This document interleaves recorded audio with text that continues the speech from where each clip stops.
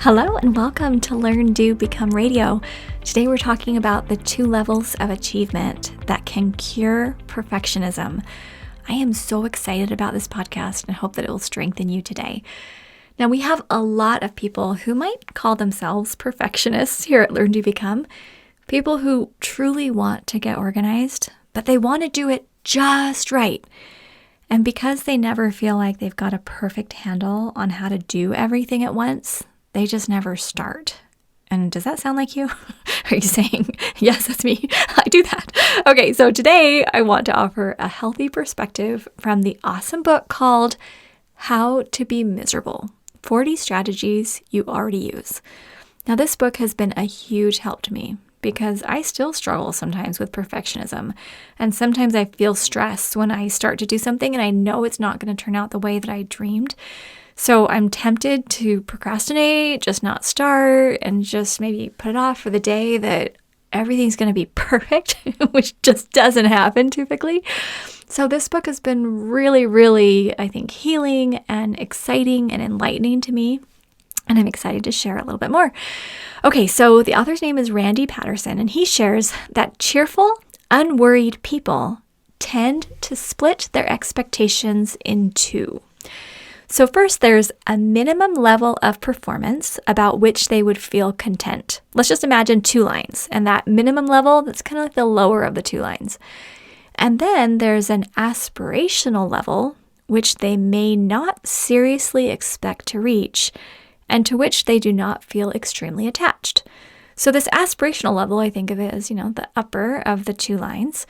And you think, well, I might not reach it. Like, I want a command central on every desk. Yeah, I don't really seriously expect to reach that every desk, but I'm not attached to it. Like, my value only depends on if that happens, right? Okay, so I'm just going to share a few examples of a healthier way to think about those 2 lines. It's basically, we're going to use the phrase, I'd love to, and then a phrase that begins with the word but, okay? So the I'd love to is going to describe our, pie in the sky or our amazing goal that we would love to reach.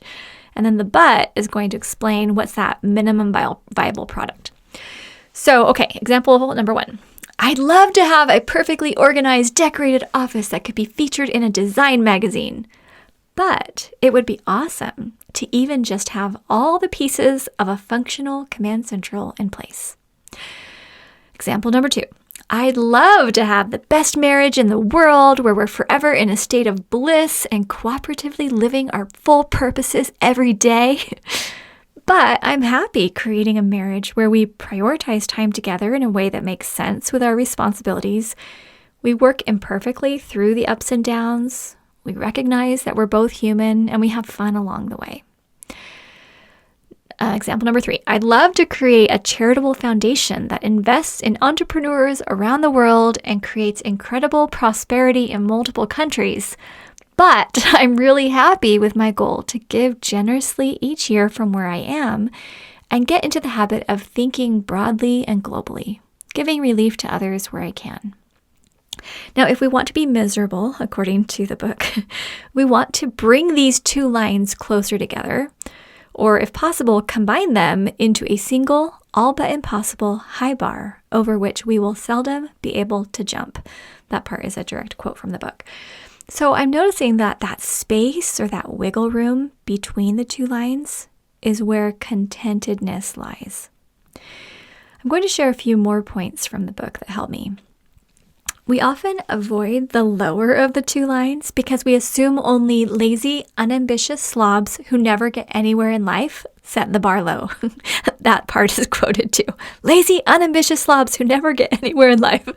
Like, if I'm just going to build a basic command central, I'm a lazy, unambitious slob. Or if I'm just not going to shoot to look perfect every day, I'm lazy, right? Like, we kind of do this subconsciously sometimes. All right, another thing I learned is when we will accept nothing but the perfect achievement, we will feel inadequate regardless of how close we get to our ultimate desires. It's also a lie that perfectionists achieve more.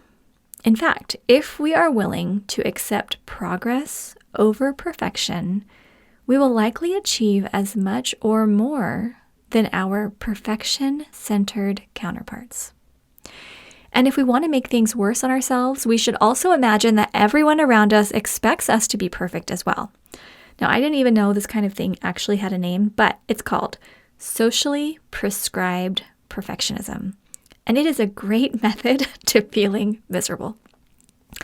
Now, from a personal perspective, as I was thinking back, everything that Eric and I have ever succeeded in began with small steps that didn't look perfect. For example, our first nursery, if you call it a nursery, it was a stroller in the bathroom of our college apartment. I'm going to put a picture of it on the show notes page if you want to see it. And the first version of the Step Command Central, which we've now taught to hundreds of thousands of people, was drawn with crayons and markers. I didn't know how to find a designer. We didn't really have a budget to afford a designer. So I literally just started coloring and then I took pictures. And our members at Learn, Do, Become share photos every day where they start building their systems with things like cereal boxes or old delivery boxes, just whatever they have on hand. We genuinely believe in you. And as we all identify these two levels of achievement in our own lives, with anything that we're working towards, if we identify, what is that perfect thing we'd love to have, maybe we're not attached to it. And then what is that level where, I'd be pretty happy. We can create a flexible, full of grace space between the perfect outcome and then that, basic minimum viable product that we would accept as done. And then we're going to find that we make more progress on the things that matter most, and we have a lot more fun along the way. I have lived my life putting so much pressure on myself that was absolutely unneeded. It's funny because I've been talking with Eric about it recently. I've been really trying to grow to that next level. You know what? Have you ever heard the story of the lobsters and how a baby lobster has to shed its shell and then grow a new shell, and then that one gets too small and too tight, and so it has to shed that one and get a new one. You don't just start out with this big grown-up lobster shell with a little baby inside. It has to continually create that new shell. And I feel like I'm going through that too, where I'll grow and I'll be like, okay, I've got it. I've made it. And then it's time for me to grow some more. And I'm thinking, oh my gosh, my shell's too tight. I gotta break that one too and go to that next level. And sometimes it's painful and it's frustrating. And I feel like, man, am I ever going to, get to that point where I've arrived? Anyways, I've been talking with Eric about this and I've been sharing my insights. He just keeps saying, man, April, these are things I've been telling you our whole marriage. But if you read it in a book, then you believe it. Anyway, we've been having a lot of fun with our conversations, but I am noticing the less I put this pressure on myself to be perfect, the happier I feel. And does that just seem like I'm stating the obvious? It kind of feels that way. But how many times do we know something is true, but then we continue to live in a way that, just makes us feel crazy? So, okay, that's all for today. I hope these ideas strengthen you. I hope you'll come immerse yourself in Learn, Do, Become. Have you joined Arise yet? I am so excited about the things that we're going to be doing in Arise in the coming months and years. I'm so excited about the community that's building over there. So to learn more about our Arise membership and work with me and Eric and Team Learn, Do, Become, come to learndobecome.com/arise. And if you haven't yet built your Step Command Central and you want to start imperfectly, and then it's going to unlock so many great things for you, come to learndobecome.com/step program and you can learn more. Okay, we love you so much. Have an amazing day, and we will see you soon at learndobecome.com.